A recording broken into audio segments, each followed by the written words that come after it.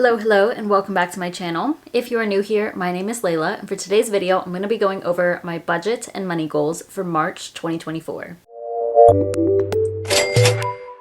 I can't believe I'm already filming this video. I feel like I just filmed February's budget, but here we are. I'm really looking forward to March just because I love the springtime, spring and summertime. That's my favorite. And also in March, we have our time change, so we have longer days. It should be nicer weather, warmer weather, and I'm really looking forward to that. And I also earn more money in March because I am expecting to receive my bonus. I have one financial goal for the month, and the last couple of months, the goal has been just to save as much as possible. And I feel like I have been doing a pretty good job of that. And over the last couple of weeks, I've really been focused on specific sinking funds, specific savings goals of mine. Looking ahead at March, I know that my main sinking fund focus will be my travel sinking fund. I have a goal there of $5,000, but I think in March, I want to set the goal to save at least $4,000 to that sinking fund, and then I'll worry about the remaining $1,000 in April. I mean, if I can do the full $5,000, that's even better. But the goal for March is at least $4,000, and then anything on top of that is just great, and then I can see what April will look like. That's going to be the only financial goal that I'm setting for March. And before we get to my budget, I do want to give a thank you to Mint Mobile for partnering with me for this video. Like I was talking about, we are entering the spring season.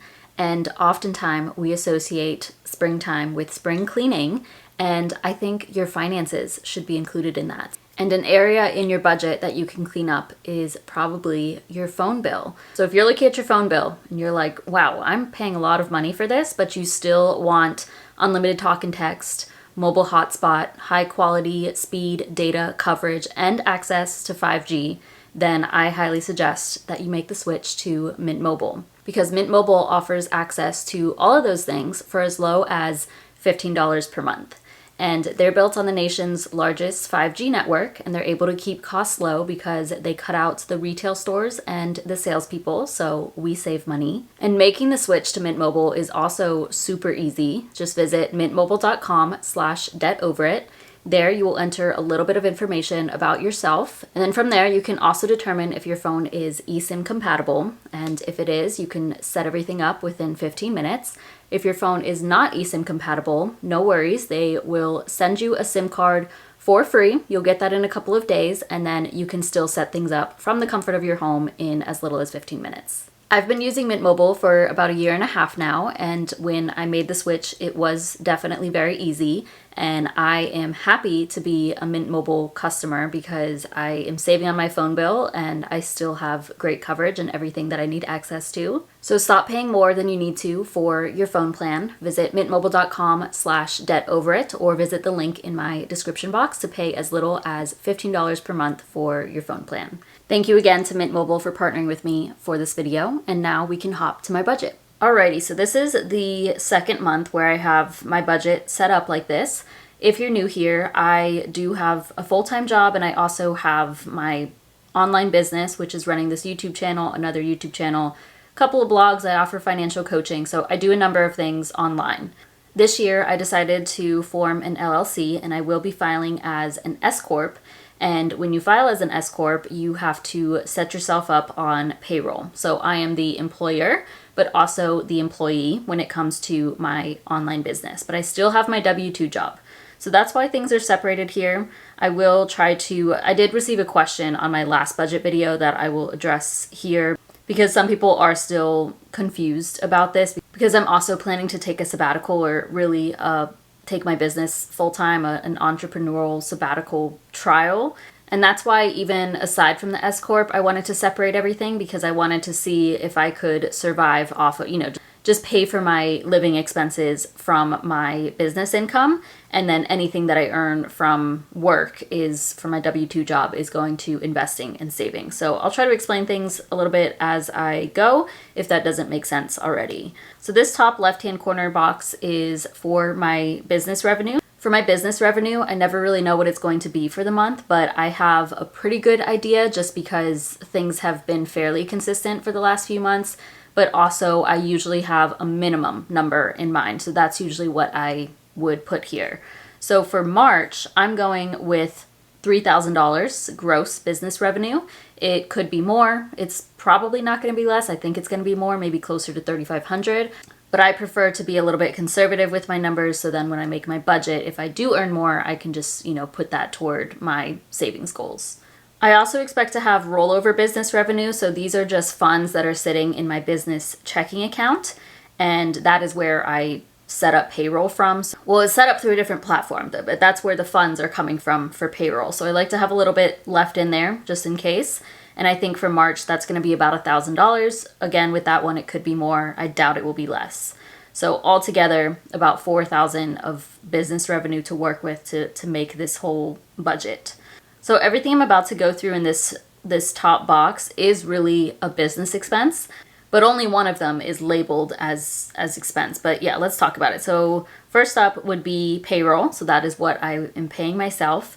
And I have lowered that. I think in February I said I was going to do $3,500 per month, but instead I have lowered this to $2,000. And that's because I am now counting a distribution in addition to that, which I'm expecting to be about $1,500 for March. When I set up payroll, I am obviously, when I receive money for pay, I am paying taxes as the employee, but I'm also paying taxes as the employer. But I have recently learned that I can also do a distribution where if I have funds left over in that checking account that I was talking about, I can just transfer that to my main personal checking account, and it's considered a distribution as an S corp, and you do still have to pay taxes on that, but it's not going to be as much if I were to give myself that same amount through payroll. So it doesn't have to make sense right now. I don't know exactly how things are going to look for my taxes next year, but paying myself only $2,000 in the month is not enough money, so I would need to have that distribution included in there. Hopefully that makes a little bit of sense, but that the payroll comes to me, and then the distribution also comes to me. Next up, we have business. So these are just like business expenses, but like technically all of these are expenses, but you'll get the idea. I am expecting about $100 for March, maybe not even. It just depends. There are some things that I'm thinking about doing, but I'm not 100% if I'm going to do that in March. But I did prepay for a lot of things that I, in the past, was paying for monthly. So I think this will be pretty low. Next up would be taxes. And this is just for payroll taxes. And I'm putting that at $219. Now, I will be setting money aside in addition to this from the $1,500. I just haven't figured everything out yet. And I'm not too concerned about it. Like, I still will set money aside for taxes. I'm probably just going to count it from my expenses that I pay myself, if that makes sense.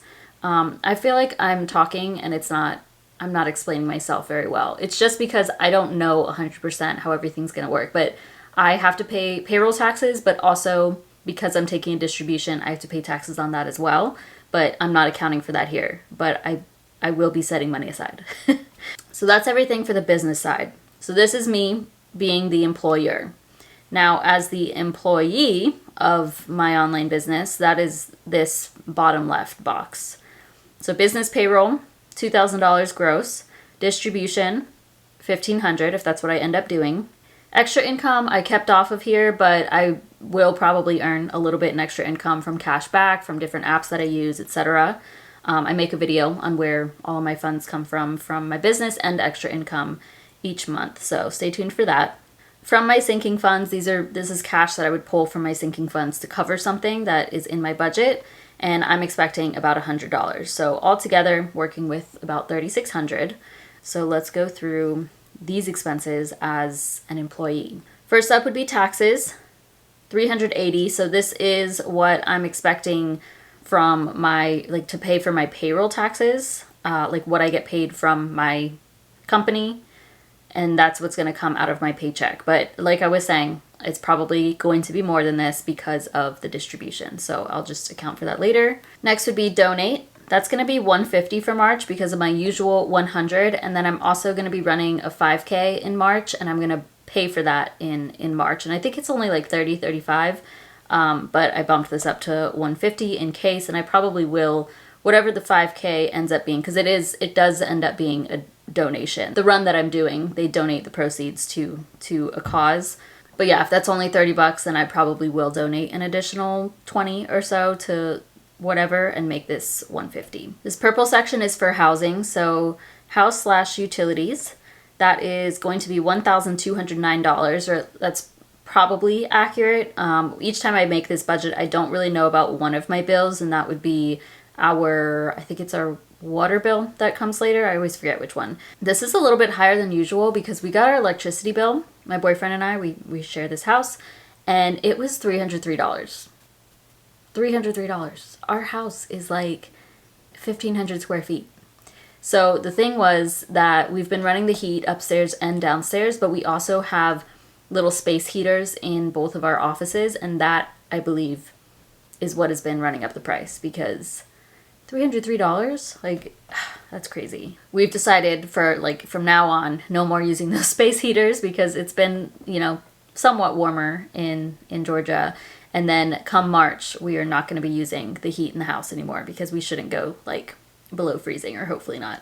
Next is household, and I budgeted $200 here. Now, I have been spending a lot more in this category over the last couple of months because of furniture, and then I started my garden this month, and I know that I'm going to continue purchasing things for the garden in March, at least I think so. It could be March, it could be April, so that's what the bulk of this will be.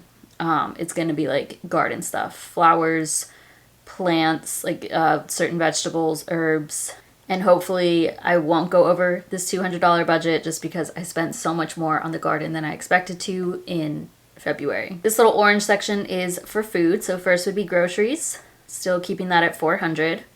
Food out, $75. I probably will go under that. Next is gas for my car. I'm expecting about $60. Health and beauty. I do have quite a few appointments in March, but just some co-pays. And I don't think I have much else to pay for, but I just put that at $200. Dogs, I'm putting this at $180. So this jumped up a little bit because this might go lower. I'm not too sure yet, but my sister sent me a screenshot of the bills, the recent bills for the pet insurance that we have for both of our dogs. And they increased the monthly premium by like $25 for one dog and then like $30 for the other. So she did email them just this weekend, so I don't know the status of that yet. Like, she hasn't heard back from them about like why such a big jump, or, you know, if we can get our usual rate. But our dogs, they're mutts. They don't have any pre-existing conditions. We've also never used the insurance for anything crazy. The reason we have it is for in case something does come up, because in the past we've had dogs that, you know, they've had like a major surgery and it costs us a lot of money. So that's what, it was just like preventative, you know, that's what insurance is for. But I did tell her, I was like, if they don't lower it back to what it was, even if they do lower it, like, I think we should just cancel it, because at this point, I feel like I have enough saved, she has a decent amount saved, and she could instead put that cash, like we could instead put that cash to a savings specifically for them. Because at the end of the day, the pet insurance doesn't save us that much money. Like, it sometimes does, but many times it's like, oh, you have to hit your deductible first and then I don't know. It's like BS, honestly. So, I don't know. Next would be Netflix, $23.48. Gym, $39.99. Personal, I'm putting at $100. Taxes, specifically my CPA, so I am filing my taxes or getting my taxes prepped in March, $295. And then finally, gifts. There are a couple of birthdays that are in March, so 100 should be good there. Now, this top right-hand corner is everything from my full-time job, my W-2 job. And somebody on my last budget video was like, oh, I'm confused about this. Like, aren't the things in this section still going to be things you're going to pay for when you take your business full-time?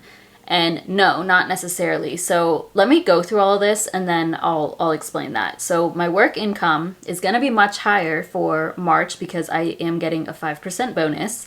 I don't know the exact amount, that's gross, it should be about $3,500. So altogether I'm expecting about $9,380 gross. I don't think anything from my sinking funds in regards to this, so that's what we're working with. And with this, since I am able to pay for everything with my business right now, there is some overlap just because of like when I get paid by certain things. But really, I've been using my full-time job to invest and to save, which is really cool. First thing here would be my 401k, and this number I did kind of guess because I don't know I don't know exactly what my bonus will be, but since I'm doing 30% of my pay to my 401k, that's what I calculated here. So it should be about $2,931.60, but not 100%. After that would be taxes. And again, I don't know 100% on this one, but it should be about $1,399.44. After that is insurance, and that should be $117.22. And this is my portion of medical insurance, vision, and dental. All right, then all of this blue section, these are sinking funds. First up would be my gift sinking fund. That's still going to be $75. Car/car maintenance sinking fund, $350. Car insurance, $115. Beauty sinking fund is $0. I've already finished saving for that one, but I keep it on here. After that, travel sinking fund, like I said at the beginning, my goal is $4,000, so hopefully at least I can hit $4,000. And I'm pretty positive I should be able to do that because of the bonus that I am receiving. After that, emergency fund, that's going to be $0 for March. And then finally, my business sinking fund is also going to be $0. And that's because I am expecting to finish it in February. So that's everything that I'm expecting for March. And yeah, so let me talk about that comment that I mentioned before. So they were saying that they were a little bit confused because if I take my business full time, like, wouldn't I still be doing all of these things? And the answer is yes and no. So yes, I would have insurance to pay for it. It actually would be much more expensive when I'm on my own, and when the time comes for that, I still haven't completely figured that out, but when the time comes, I will make sure to prioritize that. That's definitely an important expense, and it's probably going to be $500+ per month for me just for health insurance. Obviously, I'll still be paying taxes. That's specific to my business, though. It won't be as much as what you're seeing here because I wouldn't have a full-time job. 401k, I would not be contributing. I likely would not be contributing to a 401k when I take my business full-time. Probably when I first take my business full-time, I won't be investing at all in like a 401k, simple IRA, SEP IRA, anything like that. My top priority when I take my business full-time is, I think, a Roth IRA, but I still want to do research on everything. And I would love to, like, when I do take my business full time, I would love to have as high of an income as I do right now, like with everything combined. But I don't know what things are going to look like, and that is okay. And even if that means that I will be investing way less money, that is okay too. When I take my sabbatical, y'all know that there are a number of things that I want to, like, there's multiple reasons why I'm taking this. So to take my business full time is one thing and see how things go with that. But also it's in combination with just like having a life that I enjoy, like doing things that make me happy and I find fulfilling. Also making time for rest and recovery. And top priority is paying for my main living expenses. And if I'm not able to invest thousands of dollars or save thousands of dollars, that is okay. This is me pursuing slow-fi, which I've talked about before, and that's even if it's going to take me longer to reach a specific net worth or how much I have invested, that is okay as long as I'm living a life I enjoy and a little bit slower. And same with all of these sinking funds. Like, I definitely won't be able to save this large amount when I take my business full time unless I see a large increase in my business income, which is possible, but I'm not expecting that, especially toward the beginning of everything. Ideally, I would continue saving for gifts and car insurance, car maintenance, all that stuff. But like I said, top priority is main living expenses. And that is the reason why I'm saving heavily right now. Like, everything all together will really be there to support me and act as a cushion if necessary. So hopefully that does make a little bit more sense, but really the goal right now is just to save and invest as much as possible while I do have my full-time job so that things run a little bit more smoothly when I take my business full-time. So that's what things are looking like for March. I'm very excited about the upcoming month. Feel free to comment down below what you're expecting for March, if there's anything that you want to share with your finances, your money goals, anything like that. Otherwise, I hope you all have a great one. Thank you so much for watching. Please give this video a thumbs up, subscribe if you haven't already. It really supports my channel, and I'll see you in my next one.